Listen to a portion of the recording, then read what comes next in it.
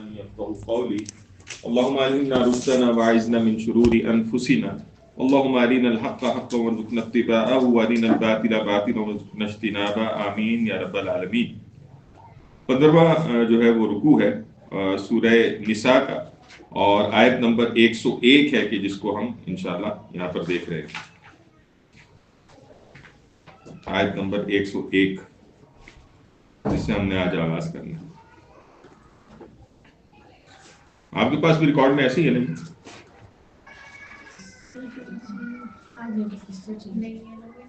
جی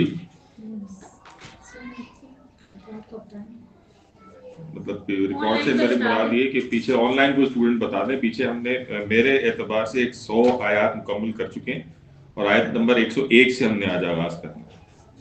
ایسا ہی ہے نہیں؟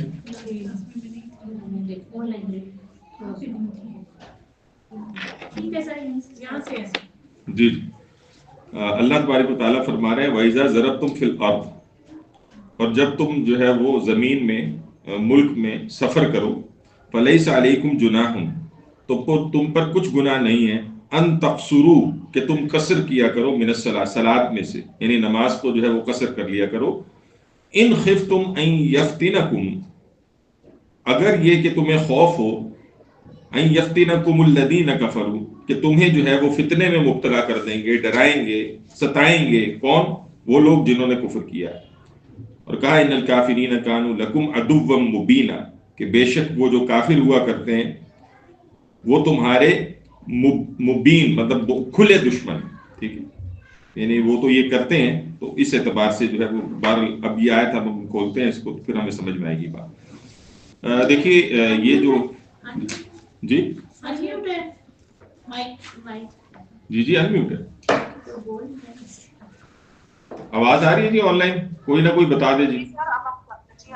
ٹھیک ہے ٹھیک ہے جی جی صحیح ہے۔ اچھا اب یہ جو آیت نمبر 101 ہے، یا یہ جو رکوع اب ہم دیکھ رہے ہیں، اس سے پیچھے جو ہے وہ ہم ظاہر منافقین کے متعلق، کفار کے متعلق چلتی آیات چل رہی تھی۔ اب یہاں جو ہے اس رکوع میں اب پھر شریعت کے احکام ہیں، احکام و عبادات ہیں، اور ظاہر ہے اس کا خطاب کا رخ جو ہے وہ ظاہر اہل کفر کی طرف نہیں، اہل ایمان کی طرف ہے، کیونکہ ظاہر ہے شریعت کا جو تقاضا ہوا کرتا ہے اور اس کے جو احکامات و عبادات کا تقاضا ہوتا ہے وہ اہل کفر سے نہیں ہوتا، اہل ایمان سے ہوتا ہے۔ اہل کفر سے تو پہلا تقاضا ہی ایمان لانے کا، اور ایمان لانے کے بعد پھر یہ ان سے تقاضے جو ہے وہ کھڑے ہوتے ہیں، تو لہٰذا یہاں جو خطاب کا رخ ہے وہ اہل ایمان کی طرف ہے۔ اور یہاں پر پھر جو ہے وہ یعنی خاص طور پر حالت سفر میں یعنی قصر نماز کو یا اس کا جو ہے وہ حکم ہے، قصر صلاح کا جو ہے وہ حکم ہمیں یہاں پر ملتا ہے۔ اگلی آیت میں ہم انشاءاللہ دیکھیں گے کہ صلاۃ الخوف کا ذکر جو ہے وہ وہاں پر ہمارے سامنے آئے گا۔ یہاں جو ہے وہ جی قصر کا، یہ جو نماز قصر کرتے ہیں نا سفر کی حالت میں، اس کا ذکر جو ہے وہ ہمیں اس آیت کے اندر ملتا ہے۔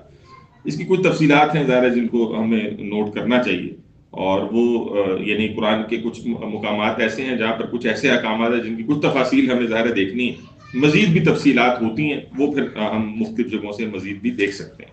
مثال کے طور پر پہلی چیز جس کو ہم سمجھیں وہ ہے کہ قصر کا کیا مطلب ہوتا ہے۔ قصر کا جو مطلب ہے وہ ہے کمی کر دینا۔ تو رکعات، یہ جو رکعات کی تعداد ہے نا نماز کی، اس میں کمی کر دینا، یا دوسری صورت وہ جو صلاۃ الخوف میں ہم پڑھیں گے کہ جس میں اس کی حیت جو شکل ہے وہ بدل جاتی ہے، اس میں کمی کر دینا، یعنی وہاں اس میں تو ہم دیکھیں گے پیدل چلتے ہوئے بھی نماز پڑھی جا سکتی ہے نا، وہ ہم دیکھیں گے اگلی آیت میں، اور اشارے سے بھی وہ معاملہ ہو سکتا ہے۔ سورہ بقرہ ہم نے پڑھی تھی، آیت نمبر 239 کے اندر بھی یہ مضمون ہمارے سامنے آتا ہے، صلاۃ الخوف کا جو ہے۔ قصر کے حوالے سے اب مختلف احادیث ہیں، مختلف چیزیں جو ہمارے سامنے ہیں۔ مثال کے طور پر رسول اللہ صلی اللہ علیہ وسلم نے جو ہے وہ عبداللہ بن انیس رضی اللہ تعالیٰ عنہ کو جو ہے وہ ایک شخص جس کا نام ہے خالد بن سفیان، اس کے قتل کے حوالے سے بھیجا، ٹھیک ہے، اور یہ کہ عصر کا وقت جو ہے وہ پھر قریب ہو گیا، تو انہوں نے جاتے جاتے جو ہے وہ نماز پڑھ لی، یعنی چلتے چلتے ہی نماز پڑھ لی۔ یہ ابو داؤد میں جو ہے وہ یعنی اس کو نقل کیا ہے۔ بہرحال یہ کچھ صورتیں ہیں جو کہ ہو سکتی ہیں قصر کی، تو اس میں ایک آپ کے سامنے یہ رکھی ہے۔ عام طور پر جو سفر میں جو ہے وہ قصر کیسے کی جو ہے وہ یعنی ایک انسان کرے، تو اس حوالے سے یہ جان لی جائے چیز کہ پہلی جو چیز یہاں پر سمجھنے کی ہے، جس کو بھٹوی صاحب نے اپنی تفسیر قرآن کریم کے اندر اٹھایا۔ چلتے چلتے ایک کوسچن تھا جی یہ حدیث میں چلتے چلتے نماز پڑھ لی، مطلب اس کا کیا مطلب؟ مطلب چل رہے ہیں آپ، چلتے چلتے سے مراد ہے کہ میں باہر چلتا ہوا جا رہا ہوں، میں نماز اپنے ذہن میں سوچ لی اور پڑھ لی، یعنی اس میں سجود اور رکوع نہیں ہے، اس میں آپ نے ذہناً جو ہے وہ آپ نے پڑھ لی۔ جیسے آج لوگ جو ہے وہ آپ دیکھیں نا نمازوں میں بیٹھ کر نماز پڑھ رہے ہوتے تو یعنی وہ جھک نہیں پا رہے ہوتے، سجدہ نہیں کر پا رہے ہوتے اس طرح سے، یا اشارے سے نماز پڑھ لینا یا چلتے ہوئے پڑھ لینا، اس ساری چیز کی جو ہے وہ اجازت ہے۔ یہ صلاۃ الخوف میں خاص طور پر ہے، یہ ہم آگے چل کر پڑھیں گے انشاءاللہ۔ چلتے ہوئے اشارے تو نہیں ہوں گے؟ نہیں کچھ بھی نہیں ہوگا، بس اپنے ذہن میں آپ نے وہ نماز کی ایک جو ہے وہ چیز سمجھی یعنی لی ہوئی ہے اور آپ چل رہے ہیں۔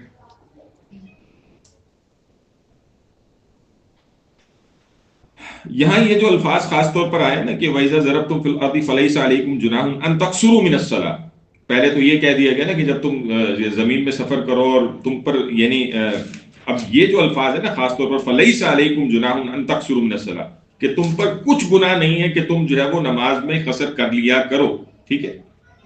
تو اس سے یہ بات واضح ہوتی ہے کہ حالت سفر میں قصر واجب نہیں ہے۔ اب یہ اصل میں دیکھیں کہ مفسرین نے بھی جب اس کا ذکر کیا ہے تو یہ فقہا کی خاص طور پر اصطلاحات ہیں نا، آپ جانتے ہیں نا کہ جی یہ فرض ہے، یہ واجب ہے، یہ سنت ہے، ٹھیک ہے، یہ نفل ہے۔ خاص طور پر امام ابو حنیفہ کے نزدیک یہ زیادہ آپ کو تقسیم نظر آئی، باقیوں کی تقسیم میں وہ جو ہے وہ فرض واجب، بلکہ واجب بھی فرضی کے درجے میں تقریباً لیا جاتا ہے اور نفل لیا جاتا ہے دوسری سائڈ پہ، مگر وہ فقہی طور پر چیزیں جو ہیں وہ فرق ہوتی ہیں، بس اتنی۔ اس میں یہ جو کہا نا کہ تم پر کچھ گناہ نہیں ہے، تو اس سے جو ہے یہ چیز سمجھی جاتی ہے کہ حالت سفر میں قصر واجب نہیں ہے، کیونکہ یہاں تو یہ کہا نا تم پہ کچھ گناہ نہیں ہے، ٹھیک ہے۔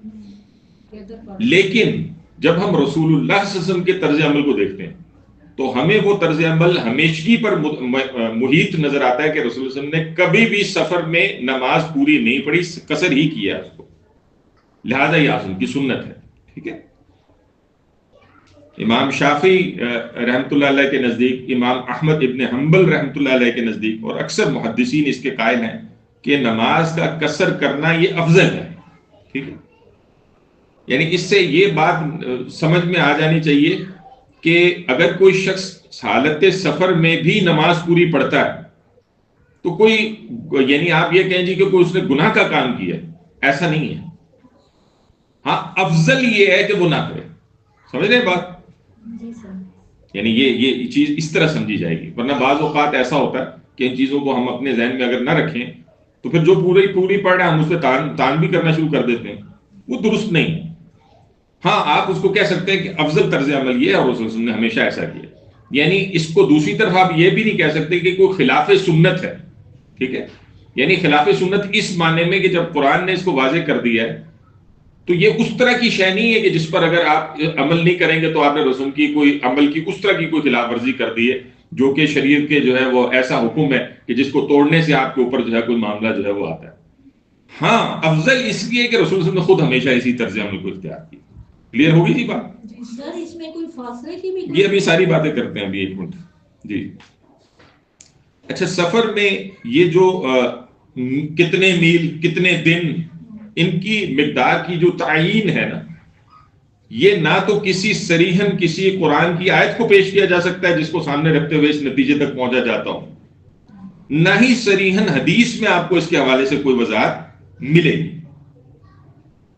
یعنی ایسی وضاحت کہ رسول اللہ صلی اللہ علیہ وسلم کی قولی وضاحت، آپ نے کہا ہو کہ اتنے دن، ٹھیک ہے، یہ اتنے میل، پھر وضاحت پھر اس نتیجے تک پہنچا کیسے جاتا ہے، اس کے لیے پھر جو ہے وہ علماء نے یا ائمہ نے اجتہاد کیا، ٹھیک ہے، اس معاملے میں اجتہاد کیا۔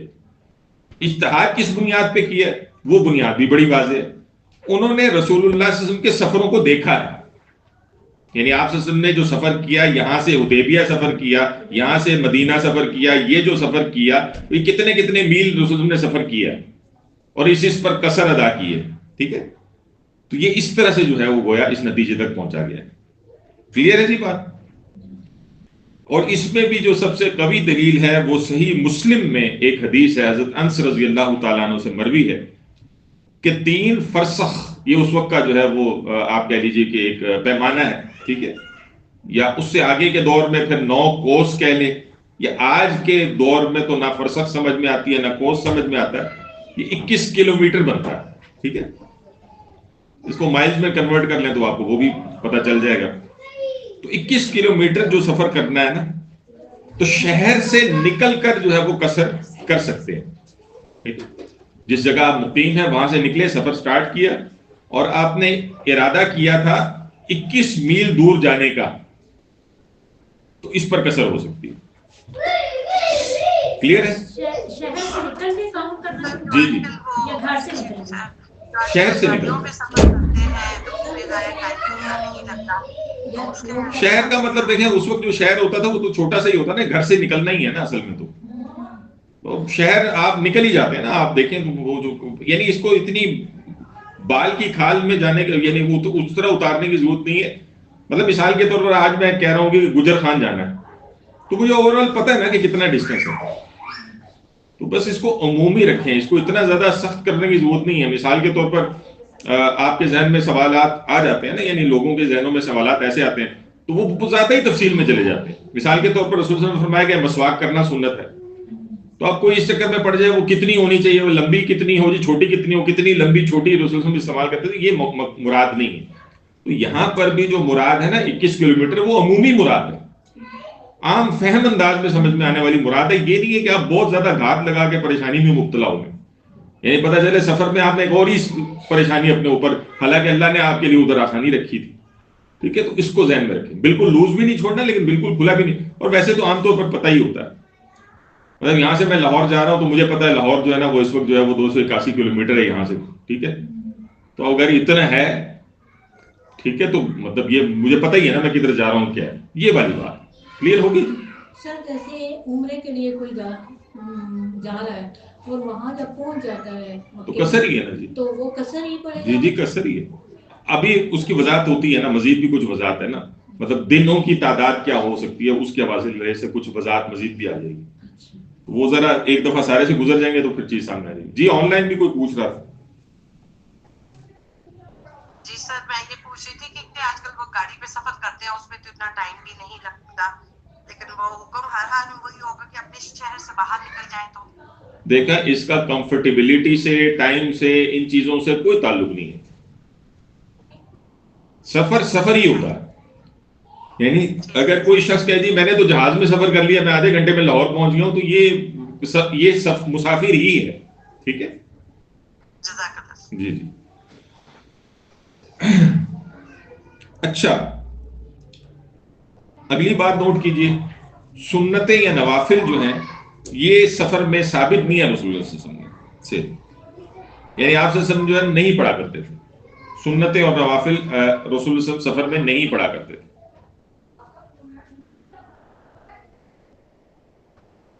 البتہ 2 چیزیں ایسی ہیں جو کہ رسول صلی اللہ علیہ وسلم نے مداومت کے ساتھ جاری رکھی ہیں سفر میں بھی. وہ کیا ہے؟ رات کی نماز، عشاء کی نماز کے جو وتر ہیں وہ رسول صلی اللہ علیہ وسلم نے نہیں چھوڑے. یعنی فرض نماز تو وہی ہے نا جو کہ اس سے پہلے آ رہی ہے، جو 4 رکعتیں تھیں وہ 2 ہو جاتی ہیں، وہ بھی اس کی بھی وضاحت ہو جائے گی. تو رات کے جو وتر ہے نا وہ رسول صلی اللہ علیہ وسلم نے نہیں چھوڑے. اور اسی طرح سے صبح کی نماز کی جو 2 سنتیں ہیں یہ بھی رسول اللہ صلی اللہ علیہ وسلم سفر حضر میں جاری رکھتے تھے، سفر میں بھی چھوڑتے نہیں تھے. اور اسی پر صحابہ کا تعامل بھی نظر آتا ہے. بخاری کے اندر جو ہے وہ ابو بکر ہے، حضرت عمر رضی اللہ تعالیٰ عنہ، حضرت ابن عمر رضی اللہ تعالیٰ کا جو تعامل ہے وہ اسی پر نظر آتا ہے.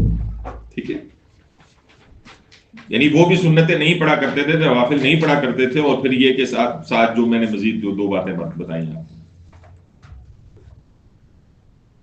اگلی بات یہ ہے جو کہ خاص طور پر زیادہ جس کا سابقہ تو مردوں کو پیش آتا ہے، لیکن کہیں اگر خواتین کو بھی پیش آئے تو پھر اس کی صورت یہ ہے کہ جو مسافر ہے وہ اب ظاہر ہے جب وہ کہیں گیا ہے تو وہ مسافر ہے. اگر وہ ادھر کسی مقیم کے پیچھے جماعت کے ساتھ نماز پڑھے گا تو پھر مکمل پڑھے گا. ٹھیک ہے, یعنی یہ تو یہ ہے کہ آپ علیحدہ پڑھ لیں تو 2 رکعتیں ہو جائیں گی نا. یعنی سفر میں تو آپ کو پتا ہے کہ رکعتوں کو اللہ تعالیٰ نے فرض کی رکعتوں کو بھی آدھا آدھا کر دیا نا, ساری نہیں. فجر کی 2 ہی رہیں گی, وہ 1 نہیں ہوگی. فجر کے 2 فرض ہوں گے اور اس کے ساتھ 2 سنتیں بھی ہیں, جیسے رسول کے اس میں ملتا ہے نا, تو وہ چھوڑی نہیں آپ سے. اس لیے فجر کی تو 2 سنت, 2 فرض. ظہر کی کہہ لیجئے تو 2 فرض, عصر کی کہہ لیں تو 2 فرض, مغرب کی 3 کی 1.5 نہیں ہوتی, وہ 3 ہی ہے. ٹھیک ہے, اور عشاء کی 2 فرض اور 7 وتر. ٹھیک ہے, تو یہ جو ہے وہ ہمیں رسول اللہ صلی اللہ علیہ وسلم سے ملتا ہے. اب یہ کہ وہ اگر مسافر گیا ہے کسی دوسری سٹی میں اور وہاں کوئی جماعت میں وہ شامل ہوا ہے, تو وہ جو امام ہے وہ مقیم تھا, مسافر نہیں تھا, تو پھر اس نے 4 پڑھی ہیں تو آپ نے بھی 4 ہی پڑھنی ہے, اس میں 2 نہیں ہوں گی. پھر کلیئر ہے جی؟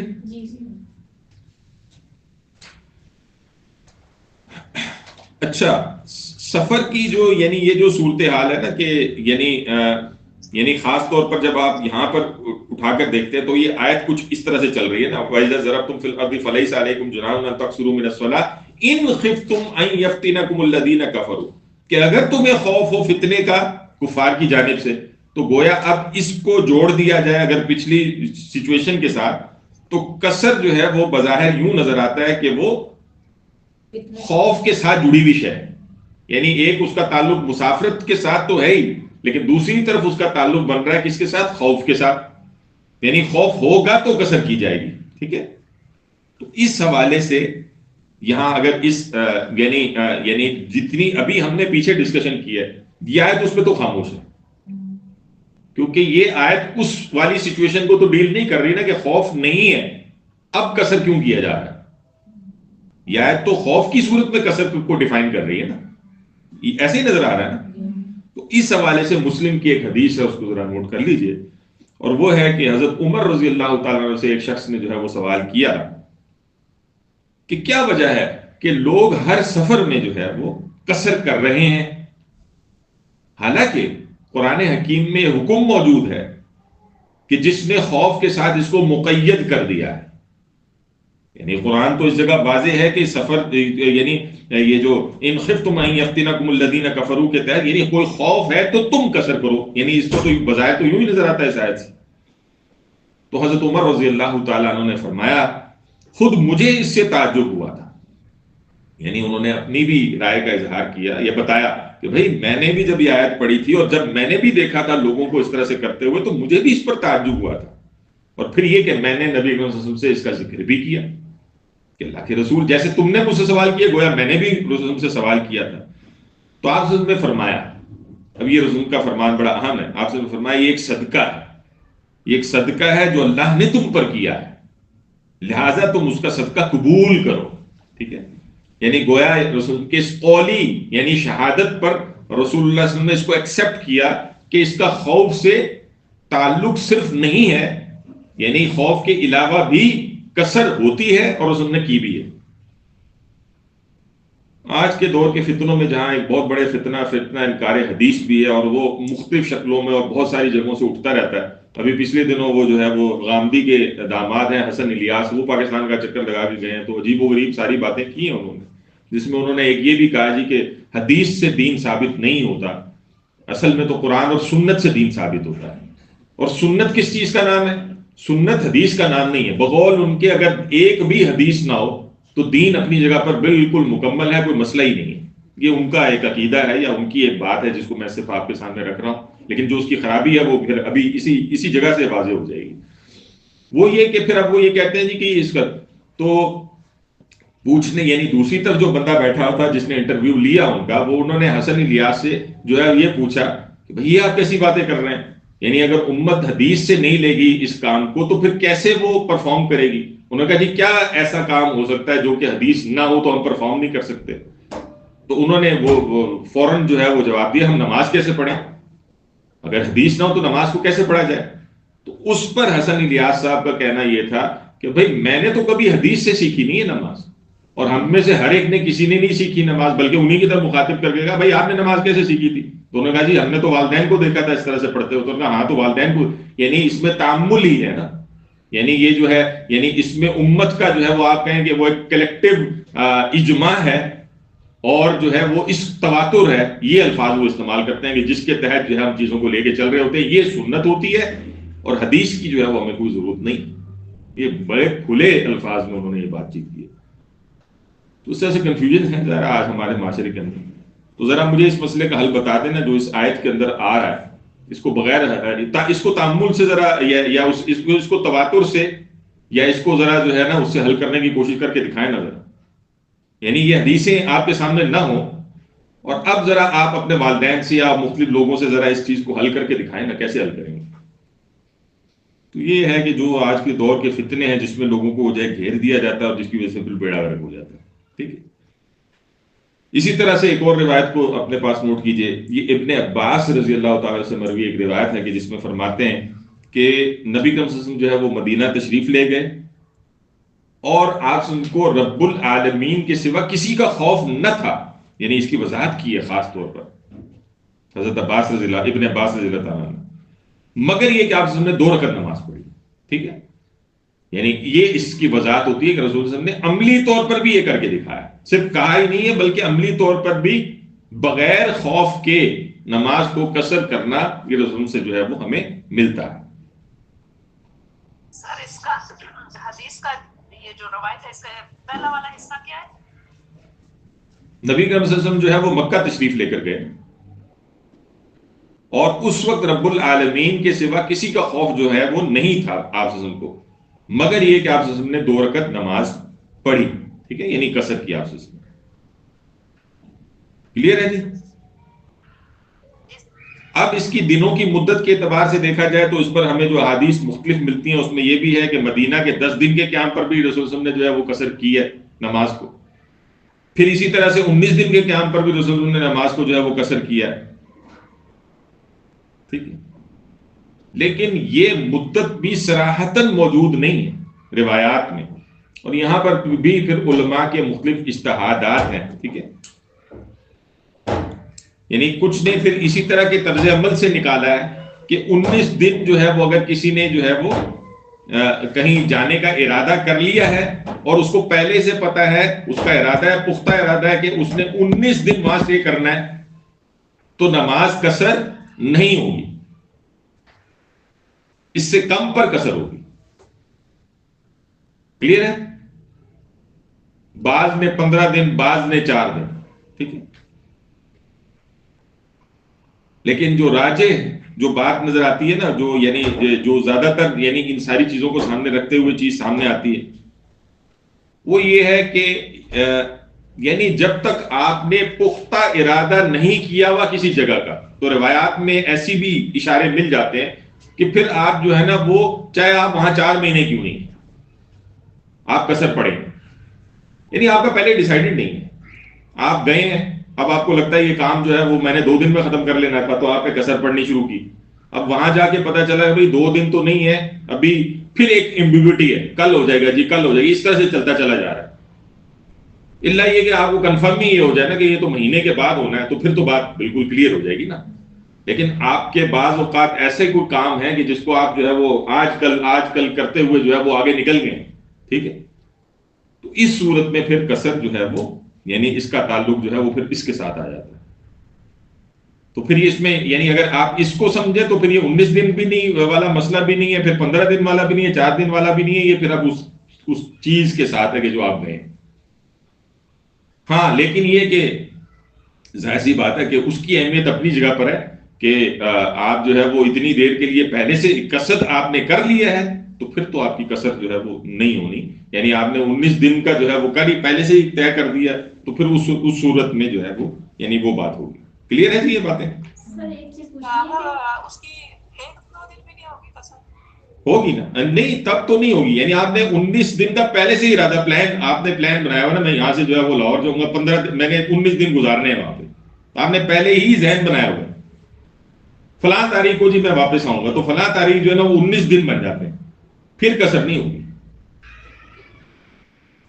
کلیئر ہے؟ قصر میں جو ہے نوافل اور جس سنتے پڑھ سکتے ہیں، صرف فرض ہی نہیں پڑھنے ہوتے نا، 2 کرنے ہوتے ہیں 4 جی میں نے ساری بحث شروع میں یہی تو آپ کو سمجھائی ہے، اور حدیث بھی رکھی ہے کہ رسول نے کبھی نہیں پڑھی سنتیں اور نوافل سفر. اچھا کچھ لوگ کہتے ہیں نا پڑھتے ہیں وہ تو پڑھنا تو اچھا. سر ایک کوشچن یہ ہے کہ جی اگر آپ لاہور جانا ہے، ٹھیک ہے، جی ابھی وہاں پہ کسی اسٹیشن پہ تو نہیں پہنچے نا، مین جگہ پہ، جی جی راستے میں تو وہ قصر کرتا ہی جائے گا نا نمازیں جو آئیں گی نیچے، یعنی لاہور ڈیسٹینیشن ہے. جی ایسے ہی اس میں تو نہیں نہ ہوگا کہ اس نے ارادہ تو کیا اور جی ایسے ہی ایسے ہی.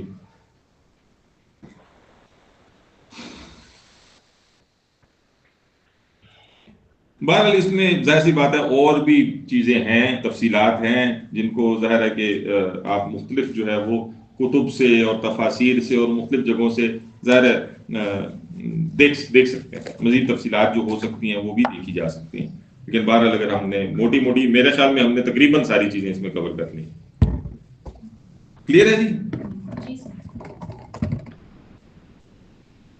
ان خفتم ان یفتنکم الذین کفروا، اور اگر تمہیں جو ہے وہ ڈر ہو کہ تمہیں ستائیں گے کافر، تو اس کا تعلق جو ہے وہ اصل میں اگلی آیت سے بھی بنتا ہے کہ جہاں پر پھر صلاۃ الخوف ہے، اور صلاۃ الخوف میں خود بھی ایک قصر ہی کی کسی کیفیت ہے نا، وہ جو قصر کی کیفیت ہے وہ پھر اگلی آیت میں ہمارے پاس آ رہی ہے، ان الکافرین کانوا لکم عدوا مبینا، کہ بے شک یہ کافر تمہارے کھلے دشمن ہیں. گویا ان سے چکنے رہو، ان سے آگاہ رہو. اس کی وضاحت اب اگلی آیت میں ہو رہی ہے کہ کیا اس کی وضاحت ہے، کیوں قصر کی جا رہی ہے وہاں پر، اس کی حکمت کیا ہے، اور وہ بات کیا ہے، وہ اگلی آیت کے اندر ہمارے سامنے آ رہی ہے. فرمایا وَإِذَا كُنْتَ فِيهِمْ، اور جب آپ ان میں موجود ہوں، فَأَقَمْتَ لَهُمُ الصَّلَاةَ، پھر ان کے لیے نماز قائم کریں، یعنی نماز جو ہے وہ پڑھانے لگیں. فَلْتَقُمْ طَائِفَةٌ مِّنْهُمْ مَعَكَ، تو چاہیے کہ ان میں سے ایک جماعت آپ کے ساتھ کھڑی ہو جائے. اب یہ کیفیت بیان کی جائے، صلاۃ خوف کیسے ادا کرنی ہے اس کی وضاحت کی جا رہی ہے. یعنی آپ نے نماز شروع کی ہے، اور نماز میں جو ہے وہ اب گروہ ہیں 2، ان میں سے ایک جو ہے وہ جب یعنی نماز جو ہے وہ آپ کے ساتھ اس میں شامل. چلیں اس کی وضاحت آگے رکھتا ہوں، میں پہلے اس ترجمے کو دیکھتے ہیں.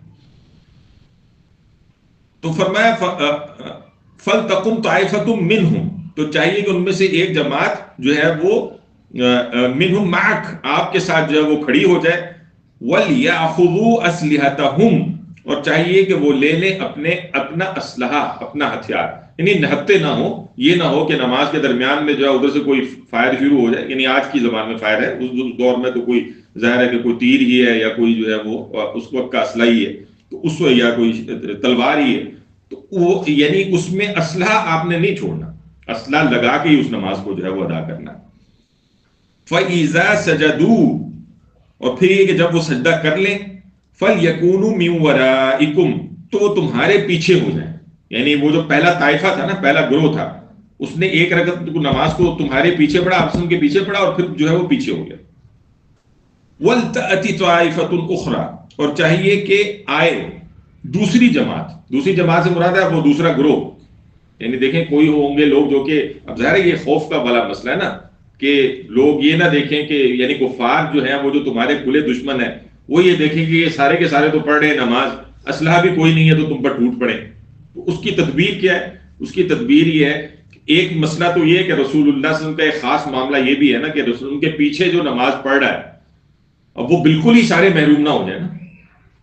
یعنی اگر فرض کریں کہ رسول کے پیچھے جو ہے وہ ایک گروہ نے اپنی پوری نماز پڑھ لی، یہ 2 گروہ کیوں ہیں؟ یہ 2 گروہ اس لیے کہ ایک گروہ نماز پڑھے، دوسرا گروہ حفاظت پہ ہے نا، وہ مورچوں میں ہے یا وہ ویسے حصار میں لیا ہوا ہے یا جس طرح بھی اس کی حفاظت میں ہے وہ معاملہ.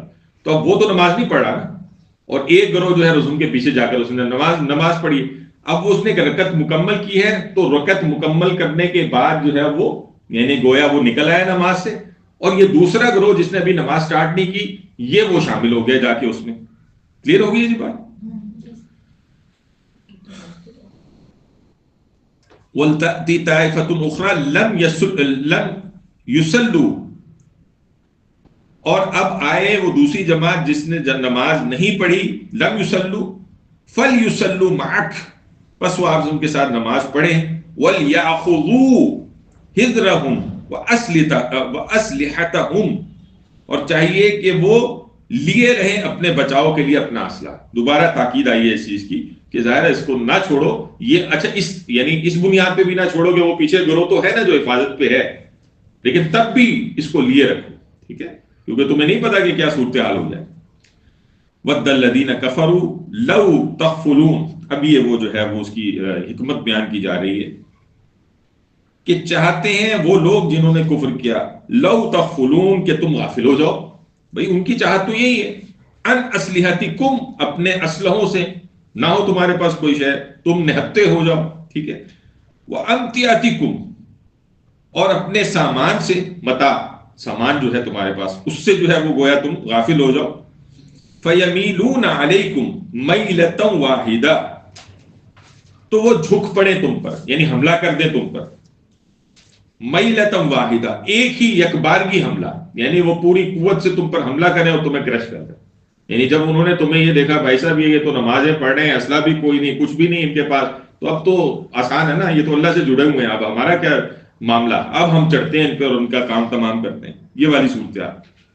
فرمایا وَلَا جُنَاحَ عَلَيْكُمْ إِن كَانَ بِكُمْ أَذًى مِّن مَطَرٍ، اور تم پر گناہ نہیں اگر تمہیں بارش کے سبب سے تکلیف ہو، او کنتم مرضی، یا یہ کہ تم مریض ہو، ان تدعوا اسلحتکم، کہ اپنا اسلحہ اتار رکھو، ٹھیک ہے. یعنی بسا اوقات اب صورتحال ایسی ہے کہ وہ جو ہے وہ پھسلن ہے، کوئی ایسی صورتحال ہے، کوئی معاملہ ہے، بارش ہو گئی ہے، اب اس میں اسلحہ لگا کر نماز پڑھنا بھی مشکل ہوا ہوگا. تو ظاہر ہے اگر ان کے لیے مشکل ہے دوسروں کے لیے بھی مشکل ہے، ٹھیک ہے. یا یہ کہ بیماری ہے، مرض کوئی اس وقت آیا ہوا ہے، بیمار ہے، اسلحہ ظاہر ہے اسلحہ کوئی ہلکی شے تو ہے نہیں، اور اس کو جو ہے وہ پھر کیری کرنا ساتھ یہ بھی نہیں. تو ظاہر ہے یہ ساری جماعت تو ایسی نہیں ہوگی نا، ان میں سے کچھ ہوگے جن کے ساتھ یہ معاملہ ہو سکتا ہے. بارش کا تو خیر سب کے ساتھ ہو سکتا ہے، لیکن دوسرا والا معاملہ تو سب کے ساتھ نہیں. تو اس صورت میں پھر یعنی گویا ایکسیپشن دے دی گئی ہے کہ اسلحہ اپنا اتار سکتے ہو. وَخُذُوا حِذْرَكُمْ، اور اپنا بچاؤ لے لو، ٹھیک ہے. یعنی بچاؤ لے لو سے وہ ابھی پھر وضاحت یہی ہے کہ وہ ایک گروہ تو ہے ہی، اور دوسرا ہے کہ جو یہ کام کر رہا ہے. اِنَّ اللَّهَ أَعَدَّ لِلْكَافِرِينَ عَذَابًا مُهِينًا، بے شک اللہ تعالیٰ نے تیار کر رکھا ہے کافروں کے لیے عذاب مہین، اہانت آمیز عذاب، کہ جنہوں نے مجبور کیا مسلمانوں کو اس نماز سے جو کہ اللہ نے ان پر فرض کی تھی، جیسے فرض کی تھی وہ نہیں ادا کر پا رہے. تو اس کے مجرم اصل میں کون ہے؟ وہ کفار ہیں، کہ جن کے سبب سے یعنی ایسے لوگوں کو اللہ تعالیٰ تباہ و برباد کرے کہ جنہوں نے اللہ کے اس کے حکم کی اصل سے ہٹا کر اس کو دوسری طرف لے کے جانے میں اللہ نے، ظاہر ہے یہ بھی اللہ کی طرف سے، یعنی ایسا نہیں ہے کہ اس بات کو کہنے سے جو ہے وہ کوئی صحابہ کرام کی یا اس صلاۃ خوف جو بھی ادا کرتا تو اس کی جو ہے وہ کوئی اس پر تان آتی ہے. یہ تان اس پر ہے جو کہ سبب بنا ہے اس چیز کا، اگرچہ کہ یہ نماز بھی بالکل مقبول نماز ہے، اس میں کوئی پرابلم نہیں اہل ایمان کی نسبت میں دیکھا جائے، لیکن اپنے اصل حکم کی طرف دیکھا جائے تو وہاں سے تو ہٹی ہوئی بات ہی ہے. کلیئر ہے؟ اب یہ صلاۃ خوف کی جو ہے وہ عملی صورتیں کیا ہو سکتی ہیں؟ مثلا اس کی کافی ساری صورتیں ہیں جو ہمیں ملتی ہیں، چند ایک کا ہم ذکر یہاں پہ کر لیں گے، لیکن یہ کہ اس کی مختلف صورتیں تھیں. مثال کے طور پر یعنی ایک تو وہی ہے جیسے میں نے ابھی آپ کو بتایا کہ رسول نے ایک رکعت نماز پڑھی، شروع کی، اب 2 رکعت پڑھنی ہے نا، قصر تو ہوئی بھی ہے، آلریڈی قصر ہے وہ، تو 1 رکعت نماز رسول نے پڑھی. اس کے بعد جو ہے رسول اللہ صلی اللہ علیہ وسلم جو ہے وہ بیٹھے رہے. اب پیچھے یعنی دوسرے رکعت کے لیے یعنی کھڑے نہیں ہوئے. اب جو مقتدی تھے پیچھے انہوں نے 2 رکعت پوری کرنی ہے، تو وہ جو پیچھے والے تھے نا انہوں نے اپنی 1 رکعت جو ہے نا وہ آپ سمجھیں کہ رسول بیٹھے ہوئے ہیں اور انہوں نے اپنی مکمل کر لی انفرادی، ٹھیک ہے، اور مکمل کر کے وہ نکل گئے نماز سے. اب یہ ہے کہ دوسرا گروہ جو ہے جس نے ابھی نماز شروع ہی نہیں کی، وہ ہے کہ جو اب آگے آیا، یہ لوگ پیچھے چلے گئے یعنی حفاظت پہ چلے گئے، اور وہ آیا آگے اور اس نے رسول اللہ صلی اللہ علیہ وسلم کو جوائن کیا ہے اصل میں اس جگہ پر. اب رسول کھڑے ہوئے ہیں اور جو ہے وہ نماز کا دوبارہ یعنی اب آغاز یعنی دوسری، اب یہ ہے رسول کی دوسری رکعت، اور ان کی کون سی ہے جی؟ ان کی پہلی، ٹھیک ہے. اور یہاں تک کہ رسول صلی اللہ علیہ وسلم نے جو ہے وہ پھر سلام پھیرا ہے. اب رسول کی 2 مکمل ہو گئی، ان کی مکمل نہیں ہوئی، ان کی پھر 1 رکعت رہتی ہے کیونکہ یہ دوسرا گروہ تھا نا، تو وہ جو ہے انہوں نے انفرادی طور پر جو ہے اس کو ادا کیا. تو یہ چیز ہے کہ یہ ایک طریقہ یہ بھی تھا، ایسا بھی ہوا ہے، صلاۃ الخوف اس طرح بھی پڑھی گئی ہے. ایسا بھی ہوا ہے کہ 1 ہی رکعت ادا کی گئی، یعنی مورچوں میں سے نکل کے ایک نے جو ہے وہ یعنی آیا، اس نے ریپلیس کیا دوسرے کو، اور ایک یعنی پچھلے والی صورت میں تو وہ خود انفرادی بھی پڑھی نا، تو یہ جو اگلی بات میں کر رہا ہوں اس میں وہ انفرادی نہیں پڑھی، بس وہ ایک ہی پڑھی جو ان کے پاس اور سلام پھیرا اور نکل گئی، اس کی بھی اجازت ہے۔ اصل میں دیکھیں خوف ایک ایک طرح کا نہیں ہوتا نا، بعض دفعہ دشمن جو ہے بالکل سر پہ اور طرح سے چڑھا ہوا ہے نا، اور بسا اوقات آپ نے ایک مارجن سمجھ بھی رہے ہوتے ہیں، تو پھر ظاہر ہے اس کی صورتیں مختلف ہو جاتی ہیں اس طرح سے۔ اور یہاں پہ یعنی اس حد تک بھی ملتا ہے ہمیں کہ یعنی رسول اللہ صلی اللہ علیہ وسلم نے جو ہے وہ یعنی دو کر کے رکعتیں بھی پڑھائی ہیں، یعنی پچھلے مقتدی جو ہے نا وہ نہ ہو، محروم نہ ہو رسول کی پوری نماز سے، یعنی وہ 2 رکعتیں ہی بنتی تھی، لیکن رسول اللہ علیہ وسلم کے لیے تو وہ 4 ہو گئی، لیکن باقیوں نے 2 رکعتیں اپنی پوری کی، وہ جو کثر کے اعتبار سے ان پر سمجھ رہے ہیں بات؟ تو یہ بھی ملتا ہے۔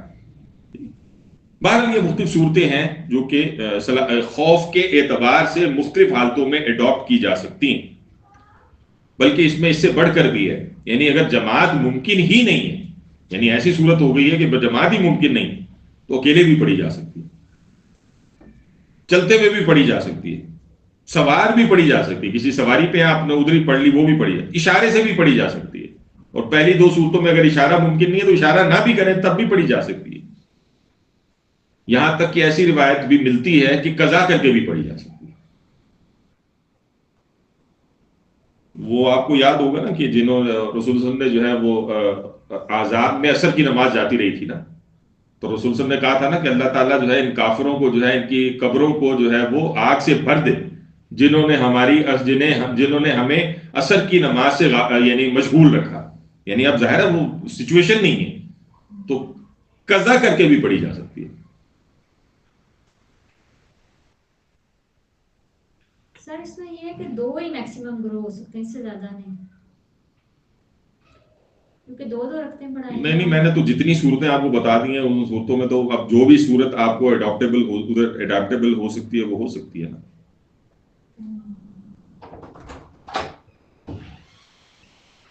کلیئر ہے جی؟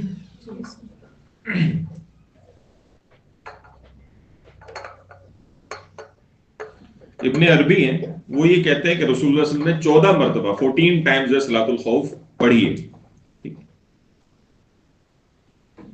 اسی طرح امام احمد ابن حنبل رحمۃ اللہ علیہ جو ہے وہ یہ کہتے ہیں کہ صلاۃ الخوف کے بیان میں تمام جو ہے وہ احادیث صحیح بھی ہیں اور ثابت بھی ہیں، لہٰذا جس طرح سے بھی نماز کو پڑھ لیا جائے وہ جائز ہے، یعنی جو حدیث میں ثابت شدہ جو بھی طریقہ ہے نا، آپ نے جتنے بھی ابھی ہم نے ذکر کر لیے ہیں وہ سب کے سب جائز صورتیں ہیں، ظاہر ہے اس سے نکل کر جائز صورت نہیں ہوگی، لیکن ان چیزوں میں جو کچھ بھی آ رہا ہے وہ ساری کی ساری جائز صورتیں۔ کلیئر ہے؟ فَإِذَا قَضَيْتُمُ الصَّلَاةَ، اور پھر یہ کہ جب تم ادا کر چکو نماز کو، فَاذْكُرُوا اللَّهَ، تو اللہ کا ذکر کرو، قِيَامًا وَقُعُودًا وَعَلَىٰ جُنُوبِكُمْ، کھڑے بیٹھے اور کروٹوں کے بل، یعنی گویا ہر حالت میں گویا اللہ کو یاد رکھو۔ فَإِذَا اطمأننتم، اور پھر جب تم مطمئن ہو جاؤ، اطمینان پا جاؤ، یعنی اب خوف سے نکل آئے، یہ وہ صورتحال، تو پھر کیا کرنا ہے؟ فَأَقِیمُوا الصَّلَاةَ، تو نماز کو قائم کرو، إِنَّ الصَّلَاةَ كَانَتْ عَلَى الْمُؤْمِنِينَ كِتَابًا مَوْقُوتًا، بے شک نماز جو مومنوں پر کے ذمے ہے، علی یعنی ذمے کے معاملے، یعنی مومنین کے ذمے ہے اس نماز کے حوالے سے کیا؟ کتاب موقوتا، مقررہ اوقات میں اس کو جو ہے وہ فرض کیا گیا، ان پر جو لکھ دی گئی ہے وہ یعنی مقررہ اوقات پر ہے اس کا فرض کیا جانا کہ اس پہ اس کو ادا کیا جائے۔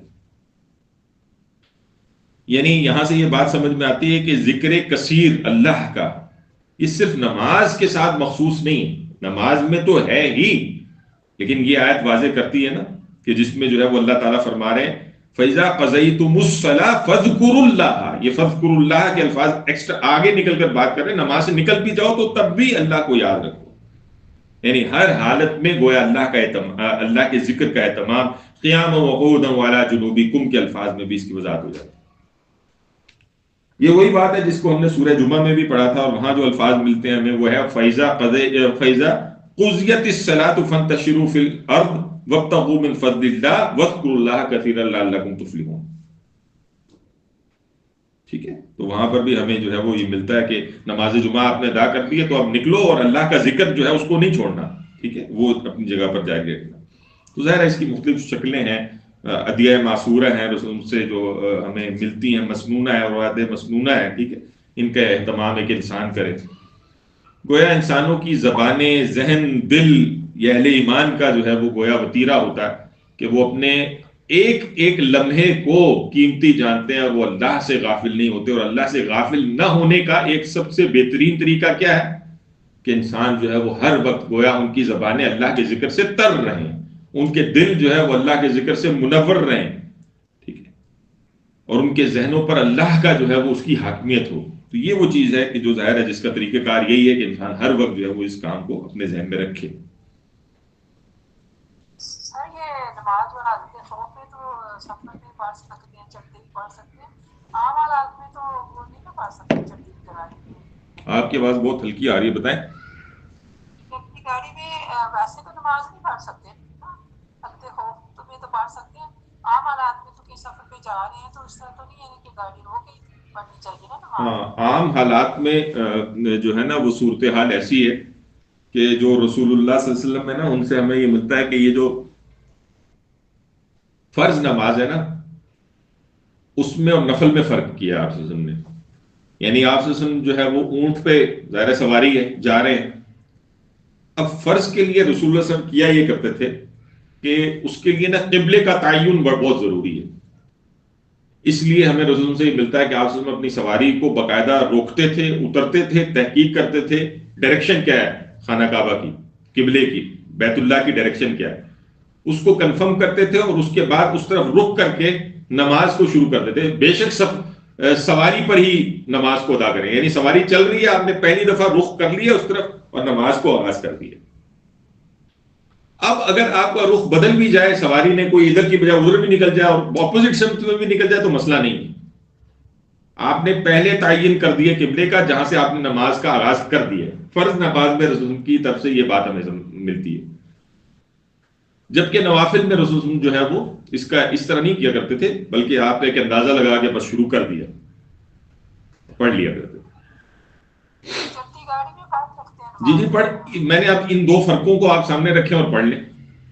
یعنی فرض نماز چلتی گاڑی میں تب پڑھیں جب جو ہے وہ آپ قبلے کا تعین کر سکیں. نہیں کر سکتے تو پھر فرض نماز تو نہیں ہوگی. نفل کا معاملہ فرق ہے. کلیئر ہے؟ سر اگر سفر میں نہیں تعین کر پا رہے قبلہ کا, جی قبلہ کا نہیں تعین کر پا رہے سفر میں تو فرض نہیں پڑیں گے, قضا کریں گے. دیکھیں یہ تو کوئی بہت ریئر سچویشن ہوگی نا. مثال کے طور پر آج تو آپ کو پتا ہے موبائل کے اندر بھی جو ہے وہ آپ کے پاس جو ہے وہ یعنی ڈائریکشن کی سہولت موجود ہے نا. اچھا یہ نہیں ہے تو سورج کی حوالے سے بھی آپ کو ایک آئیڈیا ہو جاتا ہے. ٹھیک ہے, لیکن کچھ صورتیں ایسی اجتماعی ہوتی ہیں جس کے اندر بعض دفعہ بہت مشکل ہو جاتا ہے. مثلا ٹرین پہ آپ سفر کر رہے ہیں, اب بڑا مشکل ہے, ٹرین تو رکوا بھی نہیں سکتے نا.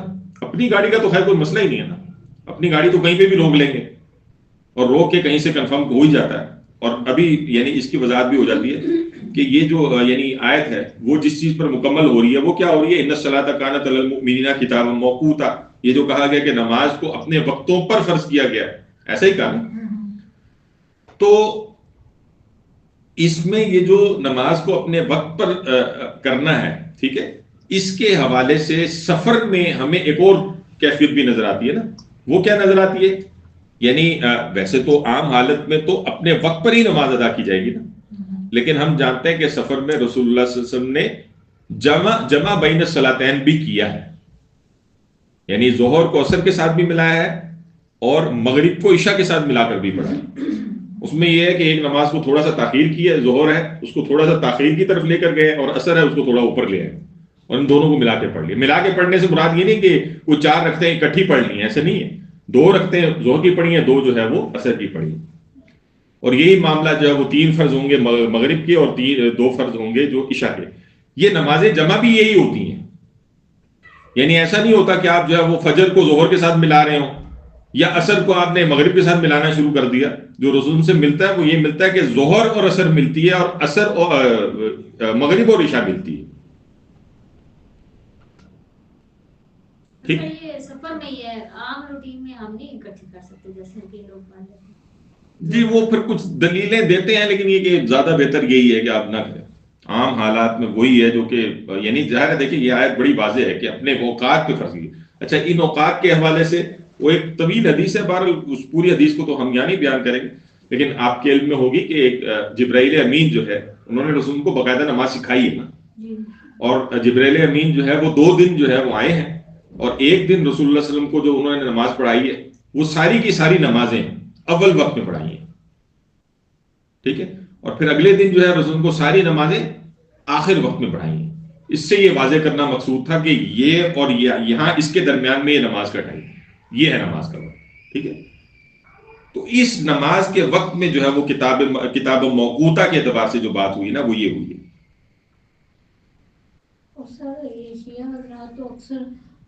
وہ تو ہر وقت ہی کرتے ہیں، ان کا تو ظہرین اور مغربین ہی ہوتی ہے، وہ تو ہر وقت ہی ایسے پڑھتے ہیں. تو جی جی، لیکن یہ جو اہل سنہ کے نزدیک ہے وہ ایسا نہیں ہے، وہ یہی ہے کہ یہ سفر کی حالت میں تو ہے، حضر کی حالت میں نہیں ہے. دیر سے اس لیے پڑھائی ہے کہ فرق بتانے کے لیے. جی جی، مطلب ایک لمٹ بتانے کے لیے نا کہ یہاں سے یہاں تک نماز کا ٹائم ہے. پھر اس میں رسول اللہ صلی اللہ علیہ وسلم سے مختلف اعمال ثابت ہوتے ہیں نا. مثال کے طور پر یعنی رسول اللہ صلی اللہ علیہ وسلم اکثر جو چیزیں ہیں اس میں مثال کے طور پر گرمی بڑھ جاتی تھی تو رسول اللہ صلی اللہ علیہ وسلم اس گرمی کی وجہ سے بھی نماز کو تھوڑی تاخیر میں لے جاتے تھے ظہر کی. تو شدید گرمی، تو اس شدید گرمی کے اندر رسول اللہ صلی اللہ علیہ وسلم جو ہے وہ فرض کریں کہ نماز جو ہے نا وہ یعنی تھوڑا سا اس کو آگے لے گئے. ٹھیک ہے، تھوڑا سا، یعنی وہ لمٹ ہے نا. دیکھیں ایسا تو نہیں ہوتا نا، ابھی فرض کریں ظہر کی نماز ہوگی تو ایسا تھوڑی ہوگا کہ ظہر کی نماز کا وقت جو ہے وہ بس 12:45 پہ وہ جو ہے ظہر کا وقت ہے، اور جو اس وقت نہیں پڑھے گا اس کی ظہر کی نماز نہیں ہوتی. اس کا ایک وقت ہے نا، وہاں تک تو وہ پڑھی جا سکتی ہے نا، اس کے درمیان تو وہ پڑھی جا سکتی ہے.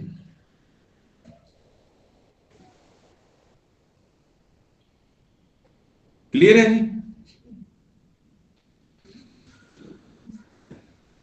سوال ایڈریس ہو گیا جی آپ کا؟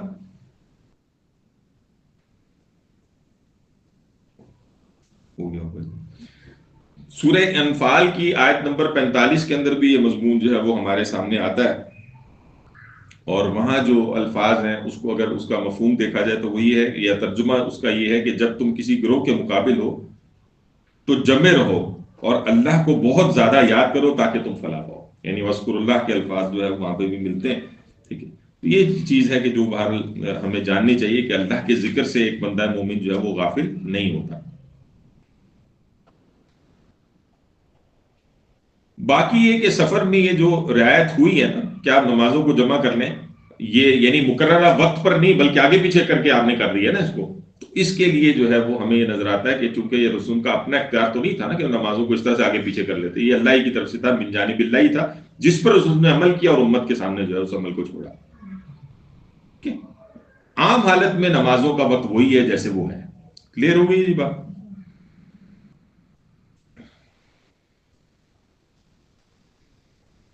یعنی اس سے کیا مراد لی جائے گی؟ اس سے مراد یہ لی جائے گی کہ یعنی موقوتہ سے عام مراد یہ نہیں لی جائے گی کہ آپ نمازوں کو لیٹ کرنا شروع کر دیں، وہ بھی منافقین کا طرز عمل بیان کیا گیا. اچھا وہ میں بتا رہا تھا آپ کو کہ مختلف طرز عمل ہے نا، جیسے اب ظہر میں ایسے کیا لیکن رسول اللہ صلی اللہ علیہ وسلم نے جیسے عشاء کی نماز تھوڑی لیٹ پڑھی. اب لیٹ کا مطلب یہ نہیں ہوتا کہ 12 بجے جا کے پڑھی.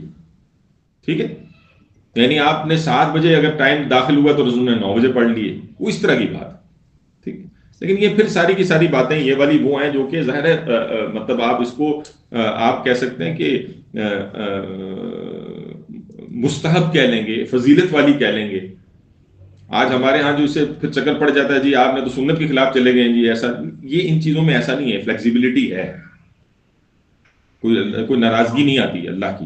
یعنی اگر آپ نے مطلب مثال کے طور پر آج امت میں ہی ہمارے ہاں جو ہے وہ یعنی ایک طبقہ ہے وہ تھوڑا سا جلدی کا اہتمام کرتا ہے. یعنی آپ دیکھیں نا ظہر کی بھی ہو جائے، عصر کی بھی ہو جائے، عشاء کی تھوڑی تاخیر کے ساتھ کرتے ہیں، اہل حدیث اس طرح پڑھ رہے ہوتے ہیں. ٹھیک ہے، لیکن ہمارے ہاں وہ جو دوسری طرف جو طبقہ ہے زیادہ تر جو ہے موجود وہ تو امام ابو حنیفہ کو فالو کر رہے ہیں، تو ان کے ٹائمنگز آپ کو فرق نظر، لیکن کوئی اتنا فرق نہیں ہے اگر آپ نوٹ کریں. کیا خیال ہے؟ سر ظہر اثر کا تھوڑا سا ڈفرینس آتا ہے کیونکہ بہت جلدی ہو جاتی ہے، ابھی ہم ظہر ڈیلے کرتے ہیں تو وہ اثر کے ساتھ جا کے مل جاتی ہے. جی جی، لیکن یہاں ہمیں یہ سمجھنا ہے کہ یہ فلیکسیبلٹی ہے، اپنے دل میں گنجائش پیدا کرنے کی ضرورت ہوتی ہے. اصل میں نا ہم مسلکوں میں بعض دفعہ گھس کے اس گنجائش کو ہی بیڑا گرک کر دیتے ہیں. ہاں بہت خرابی کہیں پیدا ہو وہ تو مسئلہ ہی الگ ہو جائے گا نا، بدعت کی بات نہیں ہو رہی ہے. جان بوجھ کے اگر ہم اس کی طرف جاتے ہیں تو پھر اچھا اجتماعی طور پر ایسا آپ کو نظر نہیں آئے گا کہ جان بوجھ کے کہیں نکل گیا بندہ نا؟ انفرادی غلطیاں ہوتی ہیں کہ مثال کے طور پر نماز نہیں پڑھی تو میں بہت لیٹ کہیں پڑھ لیا، میں نے اگر اس کو وتیرہ ہی بنا لیا تو پھر تو بیڑا گرک ہو جائے گا نا. لیکن کبھی ہو گیا لیٹ تو وہ ہو سکتا ہے، وہ لمٹ بتائی بھی ہے کہ اس جگہ تک پڑھی جا سکتی ہے. یعنی اثر کے لیے یہ کہا ہے نا کہ جو ہے وہ یعنی مغرب کی جو ہے وہ آپ سمجھیں کہ بالکل قریب بھی جا کر پڑھی جا سکتی ہے. یعنی بالکل سورج ڈوبتے ہوئے تو نہیں، لیکن یہ بالکل قریبی پہنچ گیا تو رسول کی طرف سے ہمیں یہ ملتا ہے کہ ہم پڑھ لیں اس کو نا، بجائے اس کے کہ اس کو ضائع کر لیں. لیکن یہ کوئی ریگولر روٹین میں تو نہیں ہے نا. یا اسی طرح سے فجر کی جو ہے وہ خدا نہ خواستہ کسی وقت آپ کی آنکھ نہیں کھلی، روز کا مسئلہ نہ ہو، کسی وقت آپ کی آنکھ نہیں کھلی تو اب جب بھی آنکھ کھلی ہے 10 بجے کھلی ہے 11 بجے کھلی ہے، آپ نے اٹھ کے فوراً جو ہے فجر کی نماز پڑھ لی تو آپ نے ویسے ہی پڑھی جیسے کہ تھی وہ. ٹھیک ہے، تو یہ اپنی جگہوں پر ہیں چیزیں اس طرح سے. اللہ تعالیٰ نے آپ کے لیے یہ یعنی یہ گنجائشیں اپنی جگہ پر ہیں، لیکن یہ گنجائشیں کس کے لیے ہیں؟ جو مستقل ان چیزوں پر اپنے ڈسپلن کو قائم رکھتے ہوئے، ظاہر ہے وہ بندہ ہی ہے نا، اس کے ساتھ یہ معاملات لگے ہوئے ہیں. تو اگر کبھی ایسا ہوا ہے تو پھر اس کے اندر جو ہے وہ اللہ تعالیٰ کی غفوریت ہے، رحیمیت ہے کہ جو انسان کو پھر لے کر چلتی ہے. کلیئر ہے جی؟ سر وطر جو ہے یہ ان کے بارے میں کیا ہے کہ یہ قضا کر سکتے ہیں اگر چھوٹ جائیں، یا یہ فرض میں آتے ہیں کیا؟ وطر کی قضا نہیں ہے، لیکن رسول صلی اللہ علیہ وسلم نے کبھی وطر چھوڑے نہیں ہے، تو وطروں کو پڑھنا ضروری ہے. بار قضا نہیں ہے لیکن. اور قضا کے حوالے سے بھی اب ایک اختلاف پایا جاتا ہے، یہ کافی ساری اختلافی باتیں ہو گئی. وہ اختلاف ایک یہ پایا جاتا ہے کہ جیسے اہل حدیث ہے نا، ان کے نزدیک جو پچھلی نمازیں وہ قضاء عمری کہلاتی ہے نا. وہ یہ ہوتا ہے کہ جی اب ایک انسان جب فرض کرے 40 سال پیچھے اس نے نمازیں نہیں پڑھی، اب وہ 41ویں سال اس کو خیال آیا کہ یار میں نے تو نمازیں چھوڑ دی، بہت بڑا گناہ گار ہوں میں، تو نمازیں کرنی چاہیے. تو جو احناف ہیں ان کے نزدیک ہے پھر وہ قضاء عمری والا چکر ہے، ہر نماز کے ساتھ جو ہے وہ آپ ایک قضا بھی ملا رہے ہوں گے کوئی. ٹھیک ہے، یعنی ظہر کی پڑھ رہے ہیں تو قضا کے طور پر بھی پڑھ لیں ظہر کی سوچ کے کہ یہ میں کوئی قضا ادا کر رہا ہوں. ٹھیک ہے، لیکن اہل حدیث حضرات اس کے قائل نہیں ہیں. وہ کہتے ہیں کہ بھائی اللہ تعالیٰ معاف کرنے والا ہے، اللہ نے انسانوں کے اوپر ایسی کوئی مشقت نہیں رکھی. آج اس کو سمجھ میں آتی ہے توبہ کرے پچھلے معاملے میں کہ اللہ تو مجھے معاف کر، میں سے بہت بڑے گناہ ہوئے ہیں، اور اس کو توبہ کو جاری رکھے. کیونکہ یہ جو ہے نا یہ تکلیف مالا یطاق ہے، ایک ایسی تکلیف ہے جس کی طاقت ایک انسان میں نہیں ہے کہ وہ ہر وقت اس طرح سے کرتا رہے. ٹھیک ہے، تو پھر اس لیے وہ اس کے قائل نہیں ہے. وہ نہیں کہتے کہ کوئی قضاء عمری ہے، وہ کہتے ہیں کہ بھائی آپ اس کی توبہ کریں، پیچھے جو ہوا ہے گناہ کبیرہ کی بھی ہو جاتے ہیں انسان سے، اس کی توبہ کرتا ہے اللہ تعالیٰ اس کو معاف کر دیتا ہے. تو یہ بھی ایک گناہ کبیرہ ہی تھا کہ جس کو جو ہے اس نے اللہ سے معافی چاہی اور معاف اللہ تعالیٰ سے. بہرحال یہ اختلاف پایا جاتا ہے، اور اس اعتبار سے جو چیز ہے وہ میں نے آپ کے سامنے. عمری تو سر پتا تو نہیں 40 سال کی ضائع ہوئے، آگے 10 سال ہو سکتا ہے زندگی ہے، تو وہ پھر قضائے عمری تو پوری ہو نہیں سکتی. دیکھیں میں نے آپ کے سامنے ظاہر دونوں چیزوں کے اپنے اپنے دلائل بھی ہوتے ہیں، ساری چیزیں رکھ دی ہیں. باقی آپ کو جو بہتر لگتا ہے اس عمل کو جو ہے وہ اڈاپٹ کرنا جو ہے وہ اپنی جگہ پر ہے. اچھا، وہ اب سوال مجھے اندازہ تھا کہ اس کے بعد ارد گرد کے بھی شروع ہو جائیں گے. وہ ابھی ایک سوال یہاں پر آیا ہے کہ جی رفع الیدین کے متعلق بھی بتا دیں. دیکھیں رسول اللہ صلی اللہ علیہ وسلم سے زیادہ تر تو رفع الیدین ملتا ہے، کچھ ہے موقع کے جن پر رفع الیدین نہیں ملتا. لیکن میں آپ کو ساری باتیں جتنی بھی کر رہا ہوں نا، یہ ساری کی ساری اس سے نماز کی اصل کا کوئی تعلق نہیں ہے اس سے. یعنی اصل کا تعلق سے میں مراد کیا لے رہا ہوں، یعنی یہ وہ چیز نہیں ہے کہ جس کی وجہ سے نماز جو ہے ضائع ہو جاتی ہے. یعنی رفع الیدین نہ کرنے سے نماز نہیں ہوتی ایسی کوئی بات نہیں ہے، اور رفع الیدین کر لینے سے نماز ہوتی ہے ایسی کوئی بات نہیں ہے. یعنی اگر ایسا ہو تو پھر تو رفع الیدین نہیں کیا تو پھر کیا کرنا چاہیے؟ سجدہ صاحب ہونا چاہیے نا. اور اہل حدیث جتنی شد اور مد اور قد کے ساتھ کھڑے ہوئے نا رفع الیدین کے ساتھ کہ وہ آپ کی سوچ ہے، ایسے ہی ہے نا. لیکن انہی سے ذرا پوچھ لیجئے آپ کہ کیا میں رفع الیدین نہ کروں تو میں سجدہ صاحب کروں؟ جو آپ ساری باتیں کر رہے ہیں تو سجدہ صاحب کروں، کرنا بنتا ہے نا پھر تو. تو وہ نہیں کہیں گے سجدہ سہو کر، کیونکہ نماز کا وہ فرض رکن نہیں ہے، یہ فرض وہ چیز نہیں ہے، یہ مستحب ہے. انہوں نے دیکھا، جیسے ہم نے رسول کے معاملے میں اور بھی چیزوں میں دیکھا، یعنی وہ چیز ہے کہ یہ بہتر ہے کہ آپ ایسا کریں. ان کے نزدیک یہ بہتر ہے، انہوں نے دیکھا کہ رسول وسلم نے ایسا کیا، ان کو لگا یہ بہتر ہے، رسول نے یہ کیا. اور دوسری طرف والے جو ہے انہوں نے کہا یہ بہتر. اگرچہ کہ یہ جنگ ختم ہوتی نہیں ہے، یہ جتنی مرضی آپ کرتے رہیں کوشش، یہ جنگ نہیں ختم ہوتی. تو اس لیے اتنی زیادہ چکر میں نہیں پڑنا چاہیے. جو چیز آپ کو سمجھ میں آ رہی ہے، بات آپ کے سامنے آ رہی ہے اور اس میں جو ہے آپ کو بہتر لگ رہی ہے، اس کے لیے جو ہے وہ کوشش کرنی چاہیے. سر اس میں یہ بھی چیز ہوتی ہے نا کہ آپ حدیث کو اور اس چیز کو مانے کہ رسول صلی اللہ علیہ وسلم نے ایسے کیا، آپ عمل نہیں کر رہے، اس کو کم کرنا سمجھیں. اصل میں دیکھیں وہ توجہ دلا رہا تھا کہ جی ہم دیکھیں نا، بات یہ ہے کہ ہماری پوری سوسائٹی میں کتنے پرسنٹ لوگ ہیں جو کہ واقعی نماز پڑھتے ہیں؟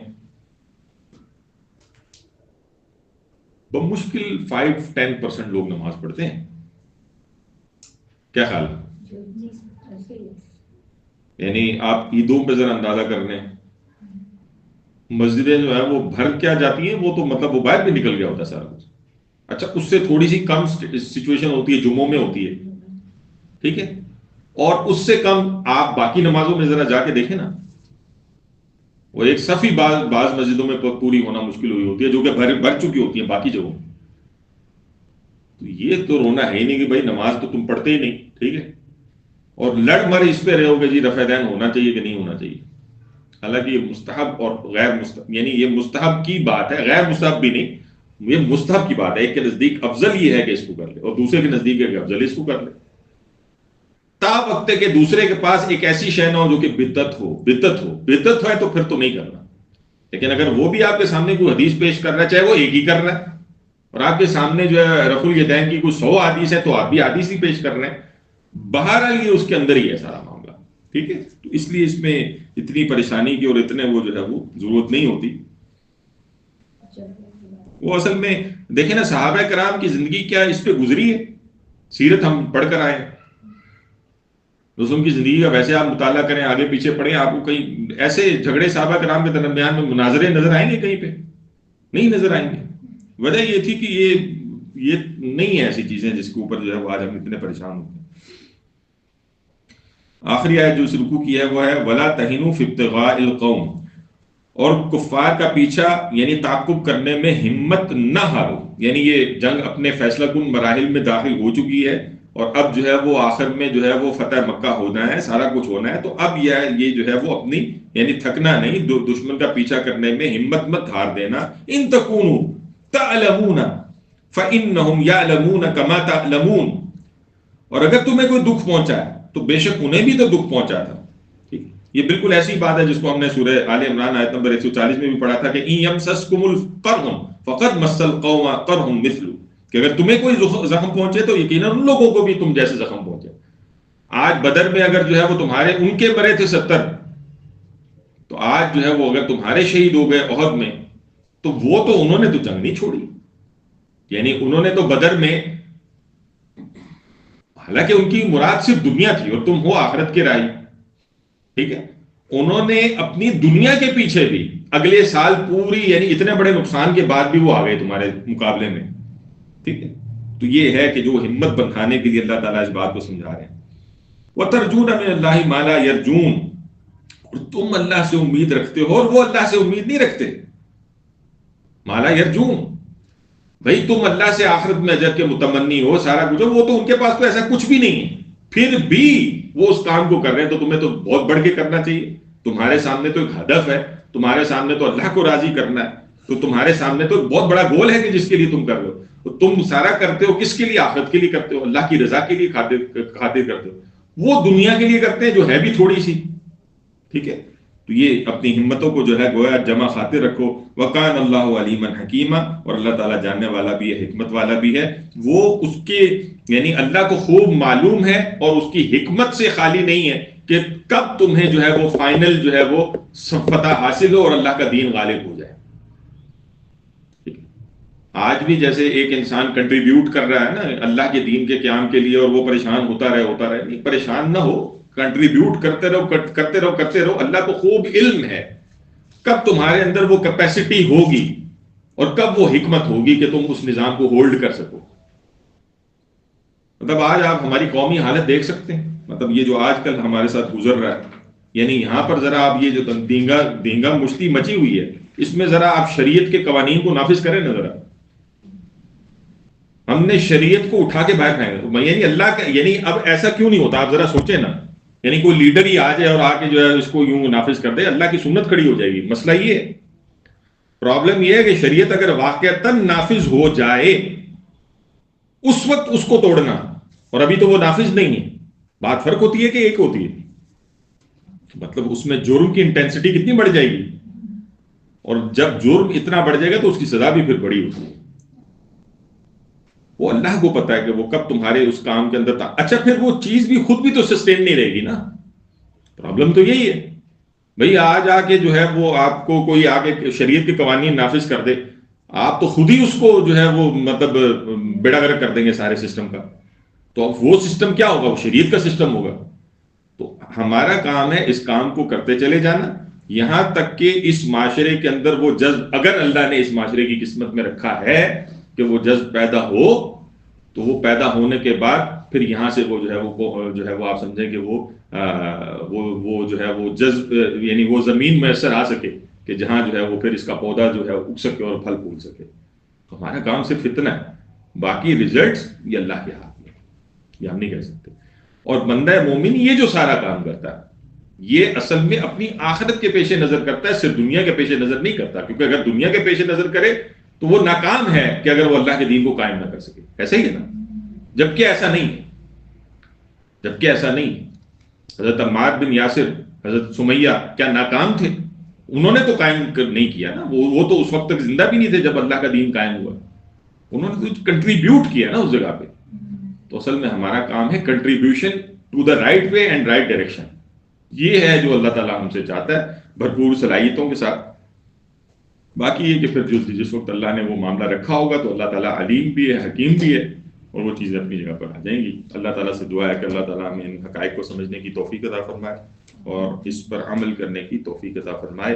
اقول قولی ھذا واستغفر اللہ لی ولکم ولسائر المسلمین والمسلمات. یہ کوئی سوال ہے تو کر لیں. سوال کافی ہو گئے ہیں.